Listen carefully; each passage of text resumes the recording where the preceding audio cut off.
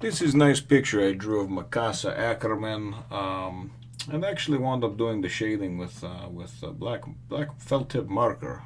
So if you like this, remember to follow me on Instagram, Twitter, and Facebook. Attack on Titan, Episode 15, Special Operations Squad. Well, hello, my brothers and sisters of the Nerd Nation. I, as always, am Jim, here to bring you another review on another episode of Attack on Titan.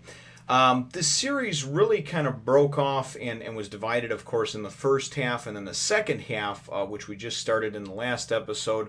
It was a little bit slower paced, but ultimately progressed things forward in the sense that Eren kind of had this trial where his fate was decided, whether he was going to be given to the military police to be executed or the Survey Corps to be used to retake Wall Maria, which is ultimately what wound up happening. Darius Zackley was the one presiding over the trial, and he did decide, in fact, that that was what was going to be done. So that was where we left off.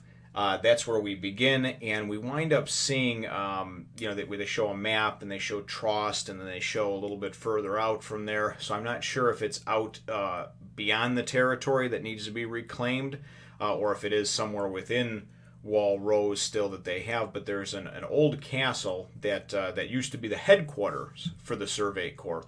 Apparently, it hasn't been used in a number of years just because its strategic value and its location was just not good for what the Survey Corps kind of turned into and what it became as far as these expeditions and the experiments and the Titans and just trying to push forward and outward. So establishing forward bases and that sort of thing. So we wind up going and seeing them kind of on their journey to this castle. And and more or less when they show up to the castle, you have this is the Levi's elite squad is what we're kind of introduced to, and we're introduced to them basically from Eren, because Eren, of course, is like a big fan, so to speak. He knows a lot about them, and he's going and he says, Petra Ral, and he says, 10 kills, 39 assists, or 48 assists, or what have you, and basically just goes through and rattles off the numbers for for everybody that's there. So there's Gunther and Erod, I think his name is. And then the other guy, I can't even pronounce his name. Doesn't come to mind. But there's this elite squad, basically, is what it is. And they get to the castle and they wind up finding out that it's pretty much in ruin, overgrown with weeds and just dirty and disrepair, from not being taken care of for a number of years. So Levi goes and gets everybody to it, and they're all going to start cleaning. We also find out in this episode that there is another use for 3D maneuver gear. It's not just used to shoot yourself away from Titans, climb walls, things like that. We see Levi going, and it looks like Levi hanging down from the front of the castle on his maneuver gear and doing some window washing. So evidently these things, they have practical use beyond once we do defeat the Titans. There's still things that this maneuver gear can be used for other than just flying through the air and looking cool. So my 2 cents on that one. So we wind up seeing a little bit of an exchange where, Eren goes and he asks, he says he's done cleaning the top floor, and he asks Levi, where am I going to sleep? Levi says, well, in the basement, of course. He goes, in the basement again? Because, of course, he was, locked up in a jail cell under the military courts for, I don't know, probably days, weeks, I'm not sure, awaiting his trial, his tribunal. And Levi says, yeah, that was part of the deal when you were released to us. If you're down there and in a tighter, cramped space and something happens and you go nuts with this power you can't control and become a Titan, it's going to be much easier to try to take care of you in an area like that that's smaller. So I kind of get where he's coming from, not wanting to basically just burst forth and be able to run free wild. But so that's what happens with that. We then go and we see Erwin talking to Mike Zacharias, and Mike Zacharias was the weirdo I was talking about at the end of the last episode, and I couldn't remember his name. We were introduced to Hanji and this other guy that liked to sniff people, and yeah, old Sniffy over there, and then he does the creepy, pedophile smirk. He is definitely somebody you don't want being around your kids. He's a little bit odd, and at least I don't want him around mine. but his name is Mike Zacharias, and he is talking with Erwin, and they're talking about basically the new trainees that are going to be coming into the Survey Corps, the recently graduated trainees that chose the Survey Corps, and when they're going to be coming and this and that. And they also talk about this expedition that he has, that's going to be going beyond the wall in about 30 days. And then he goes in, and Erwin goes on to tell Mike about how he, about how they need to get everything moving, and they need to basically get on this expedition so they can prove Eren's worth, just to the military in general, to the public, to everybody, to the government. And Mike kind of sees right through his bullshit, and he says he basically calls him on his bullshit. And I don't know exactly what's going on there, but Erwin's pretty sly, and what he's telling everybody is that they've only got 30 days to prove that Eren's going to be, worthwhile to the Recon Corps. But I think what it is he's created that timetable, he created that imaginary timetable to get everybody moving, to get everybody on point, and to get this mission going, because ultimately this mission is to reclaim Wall Maria, which would give us back all of our territory, all of humanity's territory. So definitely kind of a cool little exchange there that we wind up seeing between the two. Now, for the most part, and that's about the first half of the episode, we wind up seeing everyone sitting around at the dinner table, kind of talking amongst themselves, and Eren gets questioned a little bit by one of the other elite force there. He says they're like the Spec Ops is basically what we'll call them of the Survey Corps.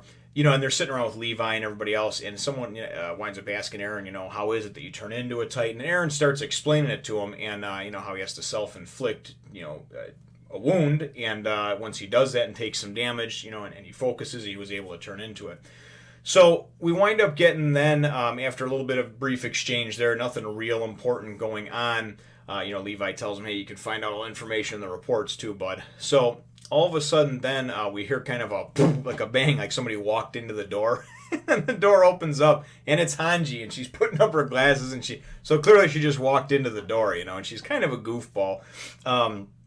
So she comes in, and she's like, oh, good, and all. She's all excited. She has the two Titans that they captured in episode 13 when they retook Trost. And she has been doing experiments to them. They have a 4-meter class and a 7-meter class. And that's just part of what her group does. She's a squad leader, but that's part of what she does, is when they have these captured Titans, she works on them, does different experiments and everything else. So she wants Eren to help her the next day with some experiments she has going, and that's ultimately what she came in there for. And she basically, asked permission. She asks Eren, he's like, listen, that's cool, but I can't speak for myself. And he's a little bit hesitant and tentative, too. He doesn't really want to be part of any experiments. He doesn't want to be poked and prodded, and this Hanji's a little bit weird to begin with. So, she's got this weird fascination with Titans.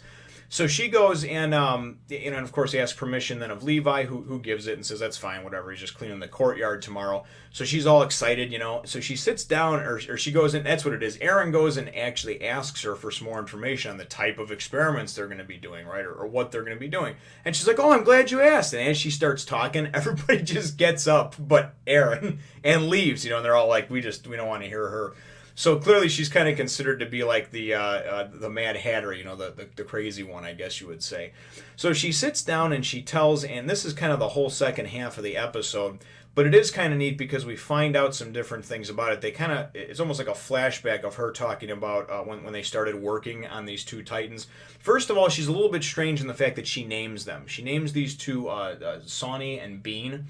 And I don't really know why she does that, but she seems to develop like an affiliation and an attachment to these things when she's, working on them and ultimately just performing experiments and torturing them, but we'll get to that in a minute. So she reveals some information about how they were doing some tests on these things, and first of all, when she goes into this flashback, you can see how she just kind of gets all close to them, and even though they're all like, secured and chained up, one of them still almost takes her head off, the bigger one. And she kind of jumps back or whatever, and basically even her squad's like, you're going to get yourself killed, But that's just the way she is. So she winds up talking, though, and shedding some light, and it's kind of funny because the experiment is about the absence of light. She talks about how these things need sunlight to kind of power them, to give them energy to go, right? She says basically how they took away sunlight from them and then wanted to see what would happen. The 4-meter one only lasted about an hour and then basically kind of went into like a shutdown mode almost. Just kind of looked like comatose. So I don't know if at nighttime these things then are vulnerable, maybe could be attacked, killed, I don't know. or an eclipse or something like that. I mean, there's a lot of different possibilities with the absence of sunlight. The other one, though, the 7-meter one it's obviously clearly almost twice as big, that one lasted about 3 hours before it did. So it varies based on, I think, their size. She also goes on to go and say about how these things are weird. They don't breathe. They don't eat or sleep technically because they don't have any, and they don't have any like genitalia, so they don't seem to like go to the bathroom or anything else. They don't have any digestive organs. And then she goes on to go and talk about how she noticed this one time when they were in this fight and whatever, and she kicked the head off of one of them after the head had been cut off, that it was extremely light. She also then cut an arm off of one of them once, and that was also not proportional to weight. So they're much lighter. She says at their size they shouldn't even be able to stand, let alone walk around on 2 legs like they do. So it winds up shedding a little bit of light into what, of course, is transpired, and it really just furthers my belief that these Titans are man-made somehow. They were some kind of experiment of man, because they talk during several episodes about how the world used to be with these different races, different continents, and how people basically were fighting in wars against each other all the time and trying to consume themselves, more or less, is what they were doing in these wars.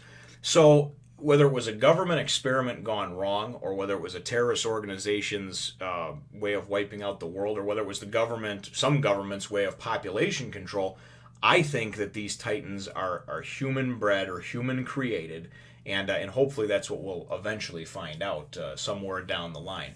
But that's definitely the story. That's my story, and I'm sticking to it. So my prediction. So hopefully it's right, and I don't look like a complete ass, when this does come out months or years from now. So, and then she talks a little bit more about some things as far as then they went and had to check them for like weak points. And it shows her she's crazy. She's like, she's stabbing this thing with a spear. And they're like, you don't have to yell too and like cry out. One of her squad members is telling her, and she's like, how could I not? And she's like, going, I'm sorry. And she's stabbing these things and cutting them. And they're checking all over for weak points is what they're checking, something other than the back of the neck. And then she goes on to talk about the 2 that they had prior to that. They accidentally killed them because they were basically trying to cut off their heads to test the regeneration properties, and accidentally cut the back of their neck as well, where of course we know the weak point is they can't regenerate, so that they were killed. But she was like really attached to them. Like I said, she has like this just affiliation with these Titans and just really truly enjoys learning about them and being around them. And she also goes on to explain to Eren, because he says, what is your deal with these Titans? Why are you so fascinated? Because she's all like googly-eyed with him too, knowing he can turn into a Titan. And she says, she goes, everybody's looking at these things as basically like these, evil, hurtful, harmful things, which they are, but they're focusing always on the negative, on trying to destroy, eradicate, and kill. I'm kind of trying to go about it in a different way and hoping that we can learn something about them. So, different strokes for different folks, but it definitely works for me. So, the episode, though, winds up ending with all of a sudden someone bursting in, because Eren asks for more information. She winds up talking his ear off all night long, and she doesn't really shed any new light on anything, so it skips over, does like a time skip until the next morning. And basically she's like, but you should have learned all this in training. And he's like, yeah, I did. So she told him absolutely nothing new in that like 4 or 5, 6 hours that they were talking all night. Somebody comes bursting in, though, looking for her, and they're like, you're a Hanji, the Titans have been, or the prisoners have been killed, right? And she's like, no. So she goes running to them, and their bodies are laying there smoldering in ash, and you just see some bones and stuff like that, because they kind of burn up once they get killed.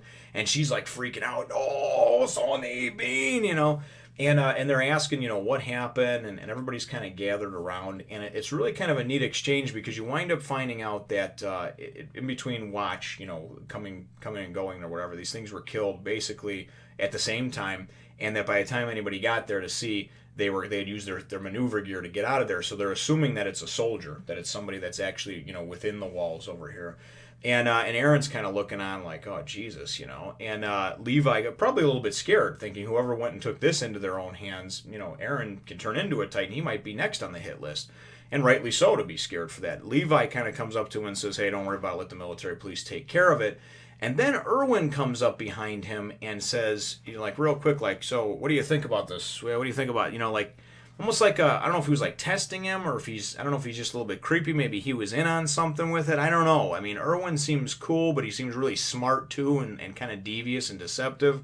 So, he basically just kind of walks up to him and then just sort of says, like, asks him this just generalized random question about, like, what do you think about this? Or like, almost like a whodunit type thing. And then just goes and walks away, and says, oh, yeah, sorry for, asking you or kind of putting you on the spot like that. And he's just kind of got this sly look on his face as he walks away. And Eren watches him walk away and then, boom, fades to the credits. So, definitely a cool episode, in my opinion. So, my episode question is going to be, now, of course, knowing about a little bit about some of the Titans' weaknesses and everything else that we know, I guess, what do you think? Who is your favorite character that was introduced from this elite squad?